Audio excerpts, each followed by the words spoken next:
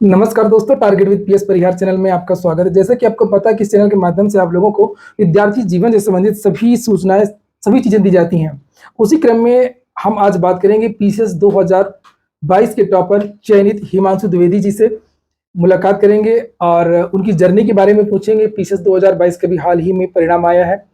नायब तहसीलदार पोस्ट पर इनका चयन हुआ है, 17वीं रैंक है। सबसे पहले तो बहुत बहुत बधाई आपको आपके चयन के लिए हिमांशु जी। शुक्रिया शुक्रिया सर, बहुत आभार आपका। और आप छात्रों को बताएं अपनी पढ़ाई के बारे में, अपनी जर्नी के बारे में, सबसे पहले अपने बेसिक एजुकेशनल बैकग्राउंड के बारे में। सर, एक लंबी यात्रा रही है। इस जर्नी को पूरा करते करते एक पड़ाव ही मैं मानता हूँ इसे, अभी तक यहाँ पहुँचा हूँ। मेरा जो गृह जनपद प्रयागराज ही है। प्रयागराज बाहरपुर दुबान होलागढ़ ब्लॉक मेरा जो ग्रामीण क्षेत्र से मैं बिलोंग करता हूँ। अच्छा। तो पढ़ाई शुरू से लेकर 9th क्लास तक वहीं रही। इसके बाद 9th क्लास में हम यहाँ आ गए, तेलियरगंज में रहने लगे, सिटी में आ गए। तो ज्वाला देवी सरस्वती विद्या मंदिर इंटर कॉलेज, यहाँ से हमने 9th से लेकर 12th तक की पढ़ाई की है। अच्छा। तो पढ़ाई जब गांव से यहाँ ट्रांजिशन हुआ तो उस दौरान थोड़ा सा माहौल बदला है। ग्रामीण क्षेत्र का बच्चा इधर आके तो थोड़ा सा एकांत, जो ग्रामीण की क्षेत्र की जो उच्च श्रृंखलता थी उसमें थोड़ा सा एक दबाव महसूस किया। लेकिन फिर धीरे धीरे थोड़ा अनुशासित जीवन और पढ़ाई के प्रति लगन शुरू से ही थी, और प्रारंभ से ही कक्षा में प्रथम स्थान आना ये मतलब रहा है। अच्छा, अच्छा, अच्छा। तो पढ़ने लिखने में शुरू में ठीक ठाक थे। हाई स्कूल कौन सा बोर्ड है? ज्वाला देवी यूपी बोर्ड ही है। यूपी बोर्ड का है। अच्छा, क्या परसेंटेज था आपका हाई स्कूल में? सर उस समय 2009 में मेरा हुआ है और 77% के करीब था। अच्छा, बहुत अच्छा। यूपी बोर्ड में तो यूपी बोर्ड में उस समय तो जान ही रहे हैं। और बाकी इंटर में 83% था। अच्छा, अच्छा। हाँ, तो इस तरह से इंटर मैथ से? हाँ, इंटर मैथ से था। अच्छा। फिर इसके बाद फिर हमने उसी समय से जब हम यहाँ आए थे तो यहाँ पर शुरू में लॉज में मतलब एक था, बगल रहते थे वहीं पे। तो वहाँ पर बच्चे सिविल सर्विसेज की तैयारी करते थे। तो मैं शुरू में आया तो समझ नहीं पा रहा था कि ये लोग दिन रात क्या करते हैं। मतलब ये कौन सी प्रक्रिया है? स्कूल भी नहीं जाते, कहीं मतलब कोचिंग भी नहीं जाते, घर में रहकर पढ़ते किस चीज के लिए है? अच्छा, अच्छा। तो धीरे धीरे फिर उन सब के बीच उनके रूम में जाना बैठना, उन सब किताबों को जो आज प्रेरणा आपको यहाँ लाज में रहने वाले यहाँ के माहौल से, प्रयागराज की। हाँ, प्रयागराज के माहौल की, प्रयागराज की मिट्टी की जो सुवास है उसमें सिविल सेवा की गंध महसूस जो उस समय हुई थी, प्रारंभिक आद्य गंध जिसे कहा जा सकता है। तो उस समय हुआ तो वहीं से हम ये इंटरमीडिएट से ही इंटरमीडिएट से ही जीएस के लिए कुछ किताबें, और मतलब एक राष्ट्रीय राजनीति में क्या हो रहा है, इंटरनेशनल पॉलिटिक्स में क्या हो रहा है, सद्दाम हुसैन में फांसी क्यों दी जा रही है, ये सब तमाम जो आपकी रुचि पहले से ही थी। तो वो सब चीजें शुरू से ही हो रही थी। फिर उनके रूम में जाकर भूगोल की मोटी मोटी उसमें यूनिक लोग पढ़ते थे, तो वो लोग रखते थे तो पढ़ते थे, तो हम भी उसको कभी कभी उठा के देखते थे। तो उसी से आप इसको जोड़ के देख सकते हैं। अच्छा, अच्छा। तो फिर आपने क्या ग्रेजुएशन का? और फिर इसके बाद सर मैंने, अब देखिए बीए करने के बाद भी घर वाले ये चाहते थे कि कुछ ऐसा करो जिससे प्रोफेशनल जो डिग्री हो। तो मैंने बीएड किया इसके बाद। अच्छा, अच्छा। तो बीएड किया, फिर बीएड और एमएड किया। बीएड के तुरंत बाद एमएड किया, दोनों इलाहाबाद यूनिवर्सिटी से किए। दोनों के एंट्रेंस में फर्स्ट रैंक थी। केपीटीसी से दोनों के एंट्रेंस में फर्स्ट रैंक थी पूरे इस यूनिवर्सिटी में। फर्स्ट एग्जाम होता है इलाहाबाद यूनिवर्सिटी का। और इसके बाद एमएड में गोल्ड मेडलिस्ट भी हूँ। बहुत अच्छा। मतलब जॉब मुझे 2017 में जब मैंने बीएड एमएड जैसे ही कंप्लीट किया था, तो मुझे 2017 में जवाहर नवोदय विद्यालय में मेरी फर्स्ट रैंक थी वहाँ भी, ऑल इंडिया। अच्छा, हाँ, तो वो भी मुझे जॉब वहाँ से मिली।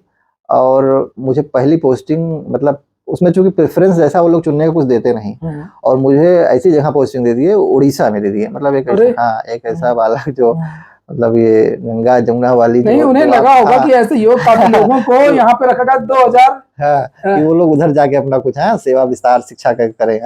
तो उसको हमको वहां मिला। तो फिर हम शुरू में अपने पिताजी के साथ, जो कि कभी यहाँ से बाहर लखनऊ तक नहीं गए थे, फिर अचानक से उड़ीसा जाना पड़ा, पूरा प्रांत ही। और वहां जाके जो कल्चरल शॉक लगा, और जो चीजों को मतलब एकदम इधर का उधर गए, पूरा पहाड़ और पूरा जंगल, अब दूर दूर तक वास, और पूरा लगभग उड़ीसा पूरा आदिवासी बेल्ट भी है। ऐसे में वो जो मेरा गजपति स्टेट एक जिला है वहाँ उड़ीसा स्टेट में, तो वहाँ वो पूरा आंध्रा का बॉर्डर है। तो वहाँ पर मतलब 70-60% तो तेलुगु लोग हैं। अच्छा, अच्छा। तो वो 60% तेलुगु और उड़िया का जो मिक्स कल्चर है। फिर उसके बाद क्योंकि नवोदय का जो सिस्टम है उसमें ये है कि अलग अलग प्रांतों, कोई महाराष्ट्र से है, कोई गुजरात से है, ठीक है, कोई तमिलनाडु से, तो अलग अलग तरह के लोगों के साथ फिर जो एक कल्चर मिक्सिंग हुई और उनके साथ जो रहने का मौका मिला। तो लगभग हम 2022 तक 17 से लेकर के 22 तक आपने ये कहा जाए कि उड़ीसा में रहकर के सिविल की तैयारी हाँ, किया। उड़ीसा में रह के हमने सिविल की तैयारी किया और उसी दौरान हमने 4 इंटरव्यू दिए सर यूपीपीसीएस के। उड़ीसा में रहते हुए उड़ीसा में 4 रह के इंटरव्यू दिए। और मैं लगातार मतलब आप समझिए कि तैयारी कैसे की आपने तैयारी का वहां पर रहकर के? तैयारी के बारे में ऑनलाइन? सर ऑनलाइन ही सहारा था, क्योंकि सर वहाँ हिंदी का चूंकि हिंदी माध्यम रहा, हिंदी का न्यूज़पेपर तक भी नहीं आता था वहाँ पे। अच्छा। तो ऐसी विषय की किताब तक के लिए मारामारी, जब किताब सब इधर हो जाता, सब दिख जाता था, तब मुझे वहाँ पता चलता था, पता लगा प्री है मेरा। जब सब किताब पढ़ चुके उसके 10 दिन बाद वो किताब हमारे तक आती थी। तो वो सब तमाम विसंगतियों को झेलते हुए, और मतलब चूंकि इतना दूर है और कनेक्टिविटी की भी प्रॉब्लम थी, 2 ट्रेन बदलना, फ्लाइट से आना है तब भी 12-14 घंटा लग जाता था इसके वहाँ। तो मतलब आज कल प्री है तो आज रात में पहुंच रहे हैं, नींद भी नहीं पूरी, अगले दिन प्री देना है। ऐसे ही मेंस के साथ आए, 2 दिन 4 दिन दिए, फिर इधर भागे। तो वही हमारे प्रिंसिपल सर थे, वो बेचारे छुट्टी के लिए भी बार बार उसमें मतलब उस तरह का विरोध नहीं करते थे, लेकिन उनको भी लगता था कि बार बार जाना इस तरह, क्योंकि और लोगों को जो साथ में थे तो एक होता ना कि कैसे उनको विशेष प्रिविलेज दिया जा रहा है।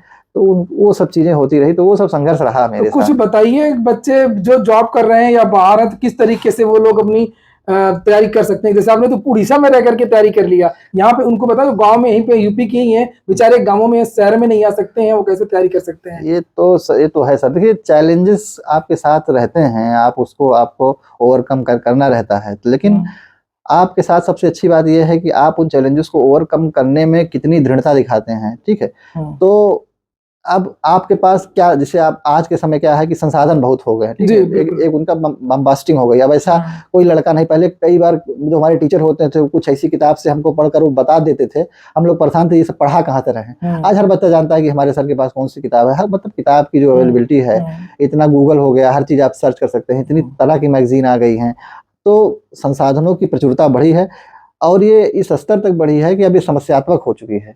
तो लोगों के कंफ्यूज हो जा रहे हैं कि क्या पढ़ें क्या ना पढ़ें, कौन सा बेस्ट है। एक मैगजीन खोले आप, एक यूट्यूब चैनल हो गया, आपको 4-10 लिस्ट आ गई, आप डिसाइड ही नहीं कर पा रहे कि आप शुरू कहाँ से करें, कौन सा करें। 2 मिनट पढ़ते हैं, इसमें कुछ आ जाता है, फिर आप स्विच करते हैं दूसरे की तरफ। तो उन सब चीज को आपको ध्यान में रखना है। देखिए ये सब करना भी जरूरी है। जब तक आप इसको करेंगे नहीं, तब तक आप ये नहीं समझ पाएंगे कि आपके लिए जो सबसे इम्पोर्टेंट या आपकी जो डिफीट हो रही है वो क्यों हो रही है, आप क्या कारण है कि आपकी जो सक्सेस है उसमें वो मतलब बार बार आप असफल हो रहे हैं। तो ये सब चीजें खुद से अनुभव करने से आती हैं तब, क्योंकि मुझे लगता है कि आपकी सफलता में सबसे जो प्रेरक चीज होती है वो आपकी असफलता ही होती है। वो आपको, जब तक आप असफल नहीं होंगे तब तक आप उसका मूल्यांकन कर ही नहीं पाएंगे कि आपके साथ क्या गलत हुआ, आप कहाँ रुक गए थे, कहाँ। तो जरूरी है आप उसका मूल्यांकन करें। ठीक है, आप सेल्फ असेसमेंट करें। और चूंकि देखिए एक लिस्ट, मतलब ये है कि एक पूरी पीढ़ी, एक पूरी जनरेशन निकली है इस यात्रा के लिए। कुछ लोग आगे हैं, कुछ लोग पीछे हैं, तो अपनी बारी का भी इंतजार करिए। मतलब ये मत सोचिए कि आप आज किए हैं तो होता है, कुछ लोग कर जाते हैं, बहुत आप देखें 21-22 साल में भी लोग निकाल दिए हैं, इस बार निकले। हाँ, इस बार भी निकले। लेकिन जान लीजिए कि ये कोई नियम नहीं है, और निकलेंगे, हर बार निकलेंगे, होता रहा ऐसे है। लेकिन उसकी जो एक साधना की जो गति है, कभी कभी देखिए सर इसमें लक फैक्टर भी बहुत से काम करता है। तो आप उनको मॉडल बनाकर आप सोचे कि 21 के एज में मैं भी हूँ और मैंने दिया, मेरा नहीं निकला, आप फ्रस्ट्रेट हो जाएं, वो ठीक नहीं। आप हम जैसे लोगों को देखिए और देखिए कि इतना कुछ मैं आपको पहले बोल रहा था, तो मैं बार बार ही बोल रहा था कि मैं क्यों बता रहा हूँ कि मैं फर्स्ट रैंक था। मैं इसीलिए बता रहा था कि देखिए वो बच्चा जो मैं आपके बाद में दिखाऊंगा, अच्छा 5 से लेके लगातार BA-M.Ed तक जो मेरी लास्ट डिग्री है उसमें भी मैं गोल्ड मेडलिस्ट हूँ, इसके बाद भी मेरा संघर्ष आज तक जारी है। तो जब इस स्तर की जो गलाकाट प्रतिस्पर्धा है, तो आप इसका मूर्त रूप समझने का, जो इसके अंदर का जो क्रक्स है वो समझने की कोशिश करिए कि ऐसे माहौल में आपको रहकर आपको सर्वाइव करना है और आपको सफल होना है। समझ रहे हैं आप? देखिए समय के साथ पोस्ट की संख्या लगातार कम होती जा रही है। में क्या है, भाग 12 में क्या है, भाग 11 में क्या है, 10 में क्या है, ठीक है, 8, 9 मतलब जितने 22 भाग है, 22 भाग में क्या है, अगर मैं इसको तैयार कर लूँ तो मुझे पता है क्वेश्चन इसमें से आएगा। ठीक है, तो मैं इसको एक क्वेश्चन के लिए तैयार कर लूंगा। अब मैं ढूंढ रहा हूँ कि मुझे पढ़ना क्या है। अब मैं ये नहीं पढ़ूंगा भाग में क्या है, मतलब क्या क्या उसमें है, उसके अंदर क्या है। एक क्वेश्चन ही तैयार कर लिया, मुझे पता है कि अनुसूचित जनजाति वाला एक क्वेश्चन आएगा, उसके जो आर्टिकल्स हैं या उसके संविधान में जो प्रावधान है, एक क्वेश्चन मैं इसको तैयार कर लिया। लोकसभा राज्यसभा की क्या सीटें हैं, इस राज्य को कितना आवंटित है, ये क्वेश्चन आएगा। ये क्वेश्चन DPSP और फंडामेंटल राइट्स से आर्टिकल 39, आर्टिकल 43A और मौलिक कर्तव्य से जुड़े हुए जो उसके है कि स्मारकों का संरक्षण, और ऐसे आर्टिकल 50 है कि जिसमें दोनों के बीच पृथक्करण की बात की गई है। तो ये सब जो मतलब इस समय पंचायत से कुछ ऐसा बात चलता है, तो आप बस ये ढूंढ के पढ़ लीजिए, क्योंकि आपको बताती है पहले आप इतना कवर करिए, तब इसके बाद समय मिले तब जो पैटर्न चल रहा है, क्योंकि उसमें बहुत ज्यादा इधर उधर होगा नहीं, और आपका सिलेक्शन तभी होगा जो आप क्वेश्चन, अब नए क्वेश्चन जो जटिल आ रहे हैं, जो कभी मतलब नहीं पूछे गए हैं, वो उसमें चांसेस है लगभग 70-80% लोगों का गलत ही होगा।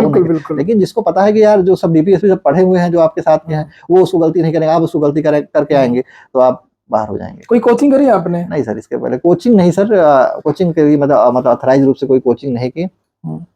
और तो आप बताएं कि विद्यार्थी कौन कौन सी जो पुस्तकें हैं, वो कम से कम वो पुस्तकें तो उनके पास होनी चाहिए। प्री के लिए भी बात करेंगे, जीएस के लिए।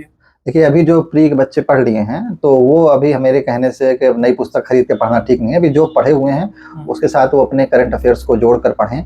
बाकी जो बुक्स की बात है, तो देखिए अभी भी पीसीएस में लूसेंट मतलब तमाम आलोचनाएं हैं उसके कि कैसी किताब है, लेकिन फिर भी उसको एक बेसिक, क्योंकि आपको एरिया पता चलता है ना कि इसका किसी भी विषय का एरिया कहाँ तक है। भले उसमें एक लाइन है, अगर उसमें मुगल काल में मनसबदारी लिखा हुआ है, तो आप उससे पढ़ने के अलावा आप कोशिश करेंगे, और जब आप देखेंगे प्रीवियस ईयर में जो पेपर आया है उसमें मनसबदारी से कुछ अलग क्वेश्चन आया है जो लूसेंट नहीं है, तो मनसबदारी शब्द आपने लूसेंट से पढ़ा, पेपर में कुछ अलग आया है, तो जरूर नहीं कि आप लूसेंट को उसकी आलोचना करेंगे जो हमने क्वेश्चन है वो लूसेंट से नहीं मिल रहा है। उसका मतलब आपको तो एक दिशा दिखा दिया, आप उसको ढूंढ के मनसबदारी और कहीं से भी पढ़ लिए। अच्छी अच्छी किताबें हैं इतिहास की।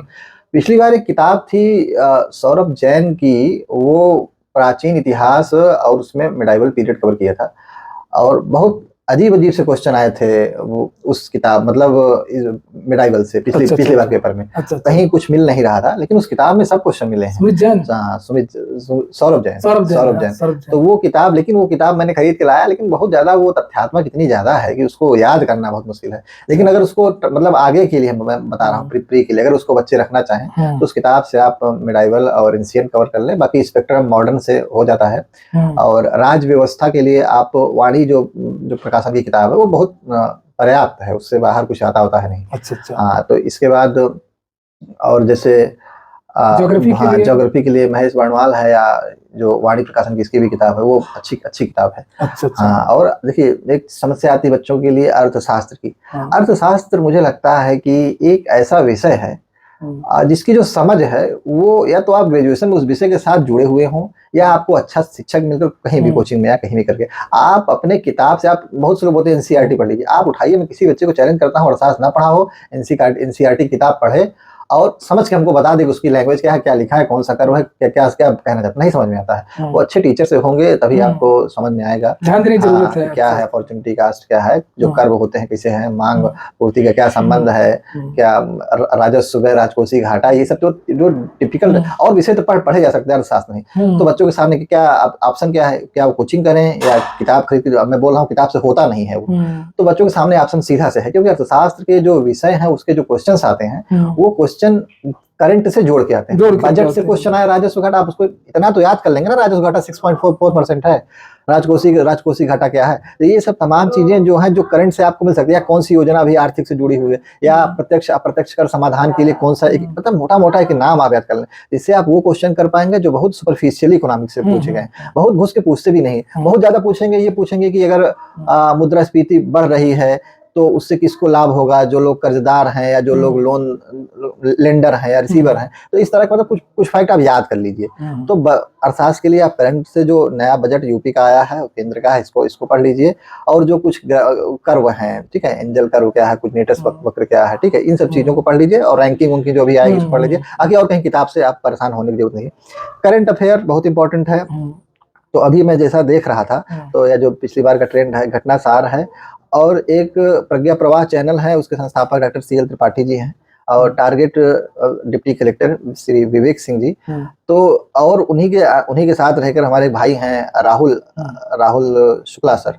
तो सर तो गुस्सा होंगे सर के लिए, लेकिन बहुत छोटे हैं, अभी उनका समीक्षा अधिकारी में हो। तो वो किताब बहुत मेहनती लड़का है, वो एक किताब निकाले हैं, समसामयिक बोध, अगर वो किताब में पिछली बार जैसा ट्रेंड रहा है तो उन्होंने प्रमाण के साथ दिखाया कि हमारी किताब बहुत पतली सी किताब है, लेकिन इतना वो सारगर्भित है कि बच्चे अगर उसको लेकर पढ़ेंगे तो मुझे आशा है कि इस बार भी पूरा लगभग वो कवर करेगा वो। हाँ, नहीं पीसीएस वो आरओ समीक्षा अधिकारी इस बार हो गए हैं, बहुत कम 21-22 साल की उम्र है, तो बहुत ओजस्वी लड़के हैं वो, तो उनकी किताब है। नहीं तो बाकी घटनासार है, घटनाचक्र जो दृष्टि आती है, उसी 3 से हो, मतलब 1-2 हाँ रखें, कोई एक ऑप्शन पढ़े, सब क्योंकि करंट में सब रहता घुमा फिरा के वही है, लेकिन प्रस्तुतिकरण का जो है तरीका है वो आपको विवश करता है कि चीजें आप। भारतीय राज्य व्यवस्था के लिए, भारतीय राज्य व्यवस्था के लिए मैंने बताया कि ये जो हमारी अच्छा हाँ, चलिए बहुत बहुत धन्यवाद।